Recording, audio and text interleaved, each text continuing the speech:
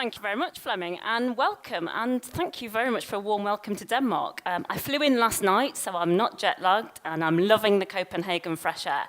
So I'm here to talk to you a little bit and tell you a story about our programme called Leading the ISS Way. Now, before I delve into the mechanics and how it works, I think it's really important that I kind of explain to you why we even did this programme. Why did we start on this journey so long ago?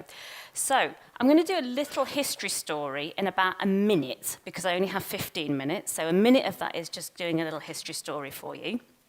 So this is a very complicated slide, and I don't expect you to see it at the back at all. But this slide takes you through the history of ISS. Now, you might think this is a little bit odd, an English person talking about a Danish company, but here I go. We started back in 1901 in Denmark, and the first phase of our history was actually spreading out across Denmark and also the Nordic regions, and then into about 50 to 60 countries that we are in today. The second phase of our history kind of happened in the early 90s, where we started to grow, but we actually grew through acquisitions. So we're buying up companies, we're buying up capability, and we're buying up skills to really support our customers. The third and final stage kind of happens from 2008 onwards, so the 10 years between 2008 and now, which is our ISS Way strategy. And this is where we really changed in terms of our company, and we changed to look at global companies, and now we had a vision, a very, very ambitious vision, we still have it today, which is to be the world's greatest service organisation. So with all that change, demanded a new type of leadership and a new kind of mindset from our leaders. So just to give you a little flavour, we were a cleaning company. Most people in the room probably know us for a cleaning company, but today we deliver integrated facility services. We were very prominent in our local markets, whether that be UK, Brazil, Denmark, but actually now we are a global organisation and we have global customers, and our global customers demand consistency and compliance from us. Our value proposition, we're very good at putting an input spec, so cleaning areas, and now we're creating workplace experiences for people. So how do they behave at work? How do we make the very best experience so your employees can focus on their day-to-day work? As talked to about, we grew through acquisition, and now we're demanding to grow through organic growth. And we're very focused on people. So John, perhaps in the UK 20 years ago, would know everything about there is to know about procurement. Did we necessarily have a process about procurement? Maybe not. So we've gone through this transformation, and we're still on this journey of transformation, and this is precisely why we needed a programme and a support mechanism to really help our leaders. So, Leading the ISS Way came about because we needed some consistency about not only how we talk about leadership in the company, but also how we measure behaviour within the organisation. We needed that consistency, but also for the programme, we kind of started with a big top three things. You know, how on earth are we going to get 500,000 people in 60 countries when each country legislation is different, each customer is different, kind of aligned, but also how do we make it individual for them when we're perhaps sitting in Denmark or we're sitting in the UK? So those were some of the things that we were thinking about. The top three questions are up on here. So the first one was really important to us. How can we grow and develop our leaders? Our leaders are not the same. They've got very different experiences, they've got very different traits, and we needed to kind of tap into that. So how do we really make them kind of grow and develop? The second question is also how can we help them find their purpose in their team. So they're all leaders, they're all people leaders, so how do you really make them be the best they can at that? Because that something is not something that comes naturally to everybody. But also then, with all this change going on in the organisation, global customers, we need more alignment, we need more consistency of service, we're delivering workplace experience. How do they see their role as a leader in actually bringing that strategy to life? So they were the kind of big three top questions. We started working then with a company that you may know called Korn Ferry, a rather large organisation within talent development, because we needed a common language. If we're talking across different borders, different cultures, we needed a consistent language. So we came up with a number of competencies. And I say we came up. how do we know? I think someone said it quite rightly earlier. How do we know what somebody needs in China or somebody needs in Brazil?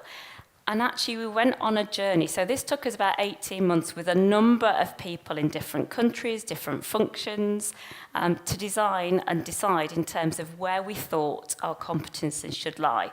Our competencies were made up of our strengths as an organisation. So customer focus, quite clearly, results orientated. But then we've got some other competencies that perhaps we hadn't really displayed as an organisation around things like self-awareness and managing ambiguity in this kind of big global matrix organisation that we were becoming.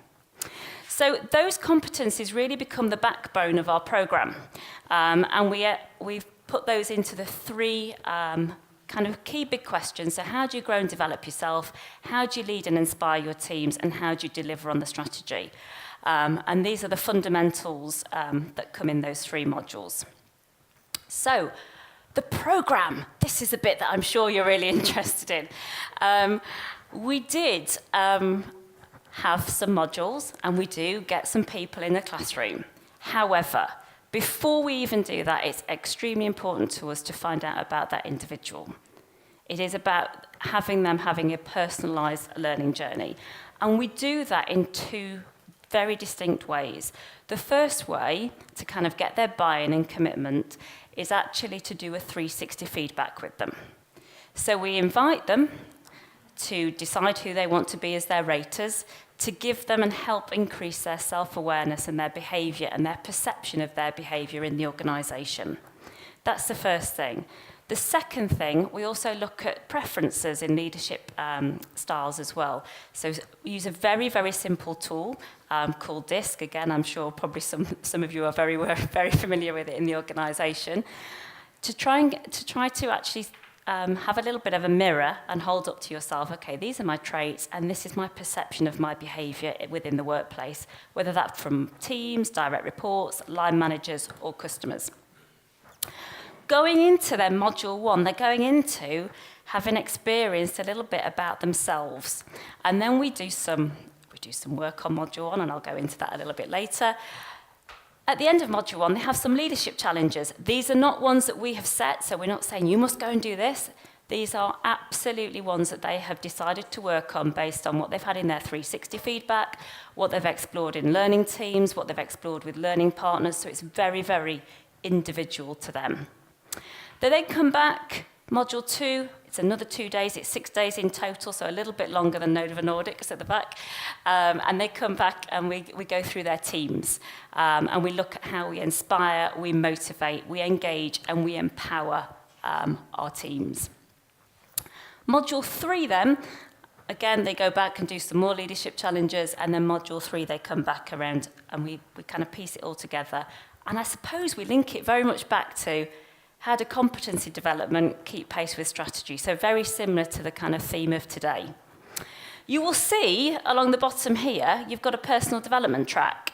And this is absolutely where we have partnered with Triggerz. So we have very much a on-demand service, very much like Netflix. So depending on what your 360 feedback says, it may give you some hints and tips, some projects, some TED Talks to watch. You can rate them, so you can look at your other colleagues have rated them, so you may think, oh, actually, I'm going to have a little look on this around strategic mindset. It's completely up to you. And that portal, like that window of opportunity, is open to them all the way through the programme and for the rest of the time, where we do another 360 feedback around 12 months later to see the kind of distance that they have travelled. So the 360 feedback is a very interactive tool. So gone are the days where we're printing out heaps and heaps of report and killing some forests in Brazil. It's all there on their portal for them, and they can click through in terms of what scores they've got, in terms of what comments they've got, and also what they're working on with their 360 coach as well.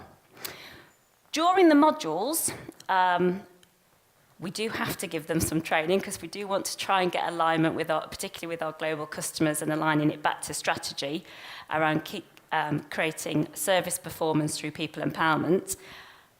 we've designed a whole heap of games. So yes, we've gone a bit crazy and we've gone a little bit gamification because we feel that actually they remember things, they have a little bit more fun when they're in the workshops rather than really kind of chalk and talk.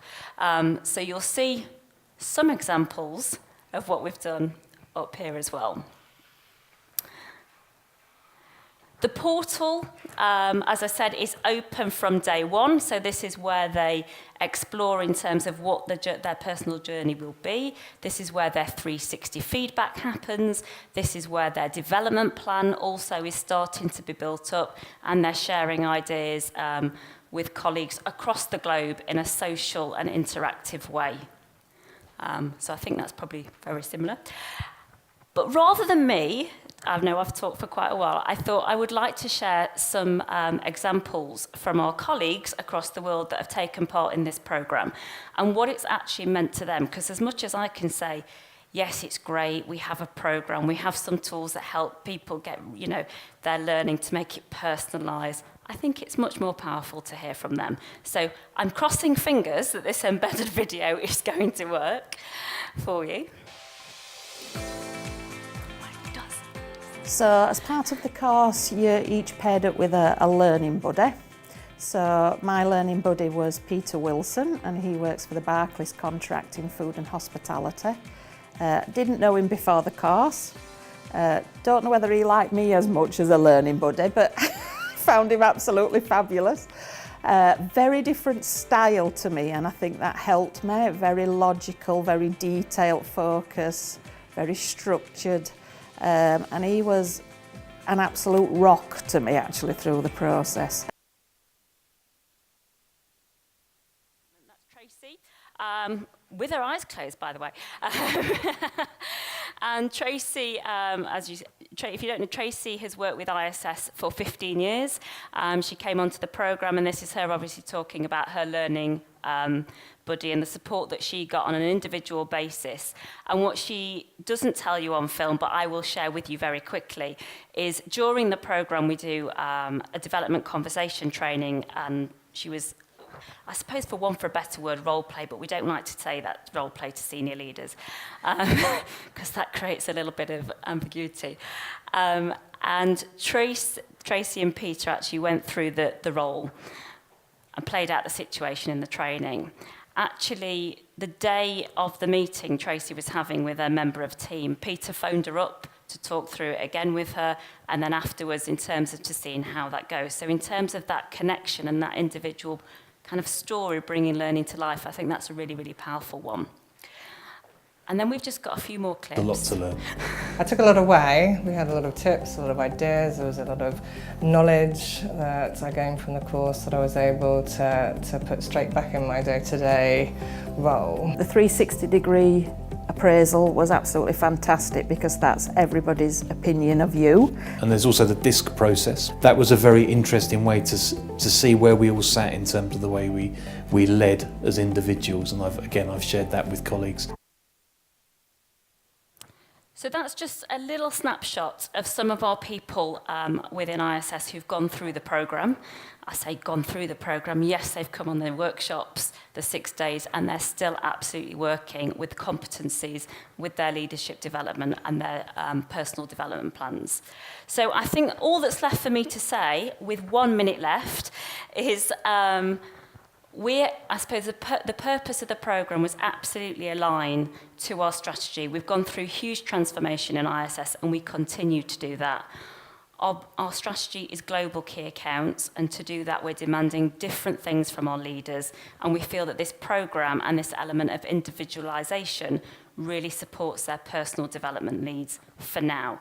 Whether it will do in the future, we can still work on that, but for now, this is where we are. So thank you very much, and thanks for having me.